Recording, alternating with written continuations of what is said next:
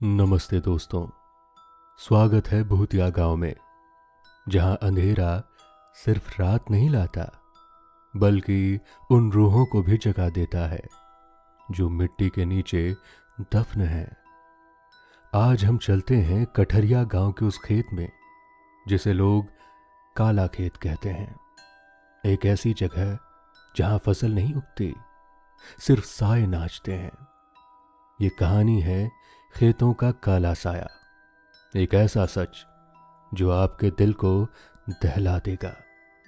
तो लाइट्स बंद करें, सांस रोकें और तैयार हो जाएं, क्योंकि यहां कदम कदम पर डर आपका इंतजार कर रहा है।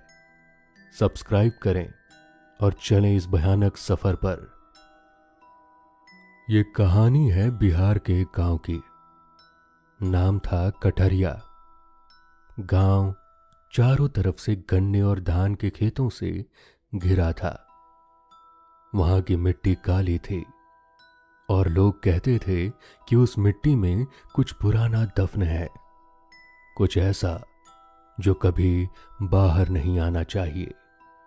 गांव के बाहर एक खेत था जिसे सब काला खेत कहते थे। उस खेत में कोई फसल नहीं उगती थी, सिर्फ काली सूखी जमीन और कुछ टेढ़े मेढ़े पेड़ थे। लोग कहते थे कि वहां सैकड़ों साल पहले एक परिवार को जिंदा जला दिया गया था। उन पर जादू टोना करने का इल्जाम था। उनकी चीखें उस जमीन में समा गई थी और उनकी रूहें अब भी वहां भटकती हैं। एक साल पहले गांव में एक नया परिवार आया। रामू, उसकी पत्नी सुनीता और उनका 10 साल का बेटा छोटू। वो गरीब थे और उन्हें सस्ता घर चाहिए था। गांव वालों ने उन्हें काला खेत के पास एक टूटी झोपड़ी दी, पर चेतावनी भी थी, वहां रात को खेत की तरफ मत देखना। रामू ने हंसकर टाल दिया। हम मेहनतकश लोग हैं, भूत प्रेत से क्या डरना। पहली रात को सब ठीक था, लेकिन दूसरी रात छोटू को खेत से कुछ आवाजें सुनाई दी, जैसे कोई फुसफुसा रहा हो। उसने खिड़की से झांका। खेत में कुछ काले साए दिखे, लंबे, पतले और टेढ़े मेढ़े, जैसे इंसान नहीं बल्कि कुछ और हों। वो हिल रहे थे पर हवा नहीं थी। छोटू डर गया और मां को जगाया। सुनीता ने देखा पर कुछ नहीं दिखा।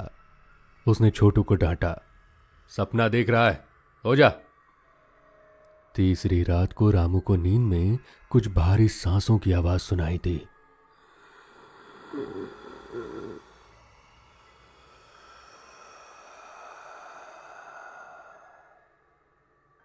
वो उठा, बाहर देखा। खेत में एक काला साया खड़ा था। उसकी आंखें लाल चमक रही थी। वो कुछ देर खड़ा रहा, फिर धीरे धीरे खेत में गायब हो गया। रामू का दिल धड़क रहा था, पर उसने सोचा शायद थकान की वजह से ऐसा लगा। उसने किसी को नहीं बताया। 5वीं रात को चीजें बदल गई। छोटू अचानक आधी रात को चीखा। सुनीता और रामू दौड़ पड़े। छोटू का चेहरा सफेद पड़ गया था और वो खिड़की की तरफ इशारा कर रहा था। खिड़की के बाहर एक औरत खड़ी थी, काले कपड़े में, चेहरा ढका हुआ और हाथ इतने लंबे कि जमीन तक लटक रहे थे। उसकी उंगलियां मिट्टी से सनी थी और वो धीरे धीरे खिड़की पर खुरच रही थी। सुनीता चिल्लाई और रामू ने लाठी उठाई, पर जब तक वो बाहर पहुंचा वो गायब हो चुकी थी। खिड़की के नीचे मिट्टी पर गहरे निशान थे, जैसे किसी ने पंचों से खोदा हो।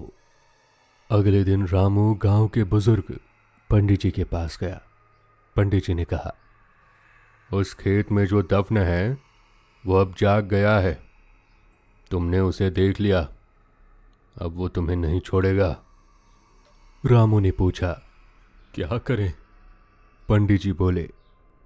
घर छोड़ दो, वरना वो तुम्हें ले जाएगा। रामू गरीब था, उसके पास दूसरा ठिकाना नहीं था। उसने फैसला किया कि वो हिम्मत से सामना करेगा। उस रात घर में अजीब सी गंध फैल गई, जैसे सड़ी हुई मिट्टी की। छोटू फिर चीखा। इस बार वो बिस्तर पर नहीं था, वो खिड़की के पास खड़ा था।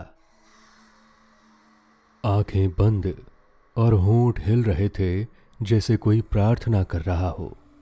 सुनीता ने उसे हिलाया, पर वो नहीं जगा।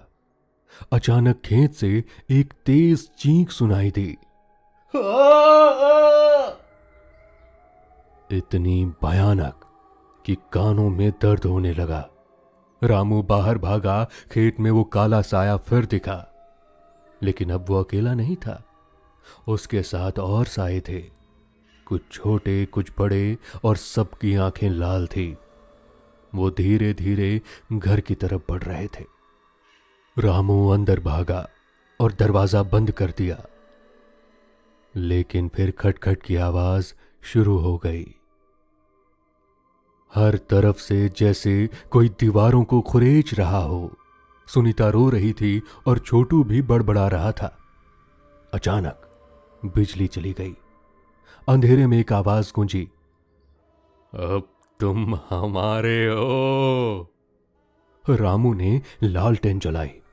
उसकी रोशनी में देखा, छोटू की आंखें खुली थी, पर वो काली थी, जैसे कोई आत्मा उसमें समा गई हो। वो मुस्कुराया और बोला, पापा, वो मुझे बुला रहे हैं। रामू और सुनीता चिल्लाए, पर छोटू खिड़की की तरफ चलने लगा।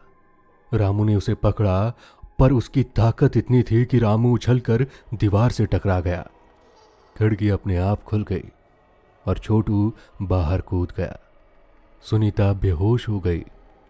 जब रामू बाहर भागा, खेत खाली था। कोई साया नहीं, कोई छोटू नहीं, सिर्फ मिट्टी पर उसके छोटे छोटे नंगे पैरों के निशान थे, जो खेत के बीच में जाकर गायब हो गए। अगले दिन गांव वालों ने रामू को समझाया कि वो चला जाए, पर रामू पागल हो चुका था। वो हर रात खेत में जाता, छोटू को ढूंढता और चीखता, मेरा बेटा मुझे लौटा दो, मेरा बेटा मुझे लौटा दो। एक हफ्ते बाद वो भी गायब हो गया। सुनीता अकेली रह गई।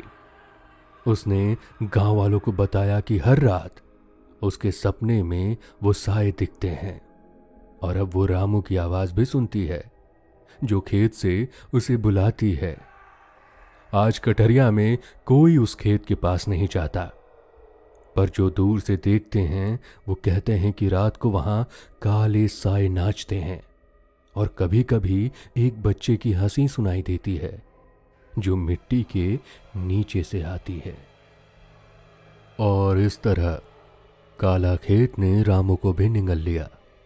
सुनीता आज भी उस झोपड़ी में अकेली रहती है, पर वो कहती है कि हर रात उसे खेत से आवाजें आती हैं, रामू की, छोटू की और उन सायों की। गांव वाले अब उस खेत को शापित कहते हैं, जहां रात को काले साए नाचते हैं और मिट्टी के नीचे से एक बच्चे की हंसी गूंजती है। क्या वो रूहें आज भी वहां भटक रही हैं, या शायद वो अब किसी नए शिकार की तलाश में है? शायद आपके गांव में, आपके खेत में। सोचिए, अगर आप उस खेत से गुजरें तो क्या देखेंगे? अगले हफ्ते भूतिया गांव में फिर मिलेंगे, एक नए डर के साथ। तब तक अपने दरवाजे बंद रखें और सब्सक्राइब करना ना भूलें, क्योंकि यहां हर साया एक कहानी है। आप सुन रहे थे स्टोरीज विद सत्यम। धन्यवाद।